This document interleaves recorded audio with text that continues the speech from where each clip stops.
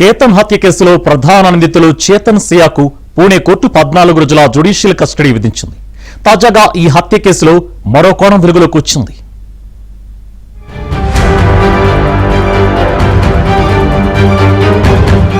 పూణేలో వ్యాపారవేత్త కేతన్ అగర్వాల్ హత్య కేసులో నిందితురాలు సియా గోయల్ ప్రవర్తన తీవ్ర చర్చనీయాంశమవుతోంది.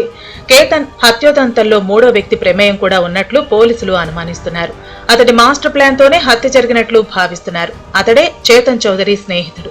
ఈ హత్య గురించి అతడికి ముందే తెలుసని పోలీసులు అభిప్రాయపడుతున్నారు. ఈ విషయం గురించి సియా, చేతన్ అతడితో పలుమార్లు చర్చించినట్లు తెలుస్తోంది. ప్రస్తుతం అతడిని అదుపులోకి తీసుకుని విచారిస్తున్నట్లు సమాచారం.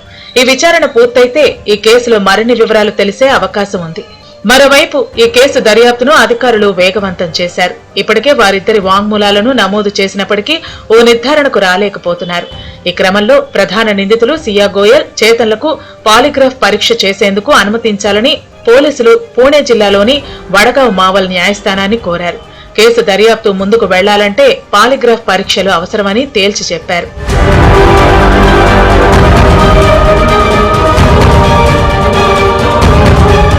విచారణలో భాగంగా సియా గోయల్ నివాసానికి వెళ్లిన అధికారులు హత్య జరిగిన రోజు ఆమె ధరించిన దుస్తులు, మొబైల్, కేసు దర్యాప్తునకు దోహదపడే కొన్ని డాక్యుమెంట్లను స్వాధీనం చేసుకున్నారు. ఆ తర్వాత పూణేలోని లూల్లాన్గర్ ప్రాంతంలోని ఓ కేఫ్ వద్దకు తీసుకెళ్లారు. అక్కడే కేతన్ హత్యకు పన్నాగం పన్నినట్లు పోలీసులు భావిస్తున్నారు. అయితే చేతన్ స్నేహితుడు అక్కడికి కూడా వచ్చాడా లేదా అని తెలుసుకునేందుకు పోలీసులు సీసీటీవీ దృశ్యాలను పరిశీలించి వీడియో ఫుటేజీని స్వాధీనం చేసుకున్నారు. సియా గోయల్ కు సంబంధించిన ఓ వీడియో సోషల్ మీడియాలో వైరల్ అవుతోంది. పోలీసు విచారణలో భాగంగా ఆమెను ఇంటికి తీసుకెళ్తూ ఉండగా మీడియా కెమెరాల వైపు మిడిల్ ఫింగర్ చూపించినట్లు కనిపిస్తున్న వీడియో చర్చనీయాంశమైంది. ఈ ఘటనపై సోషల్ మీడియాలో పలువురు తీవ్ర విమర్శలు వ్యక్తం చేస్తున్నారు. అయితే వీడియోలో కనిపిస్తున్న ఆమె చర్య వెనుక ఉద్దేశం ఏంటనేది స్పష్టం కాలేదు.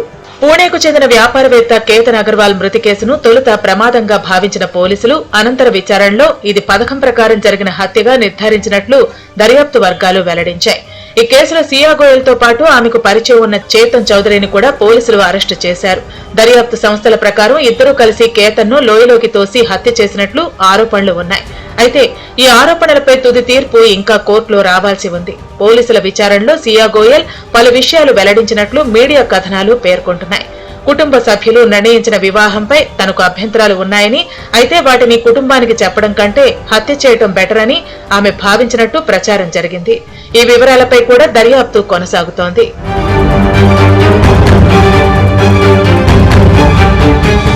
మరోవైపు కేతన్ తండ్రి చేసిన ఆరోపణల ప్రకారం ఘటనకు కొన్ని రోజుల ముందే కూడా తన కుమారుడిపై హత్యాయత్నం జరిగిందని ఆయన పేర్కొన్నారు. ఈ ఆరోపణలను కూడా పోలీసులు విచారిస్తున్నారు.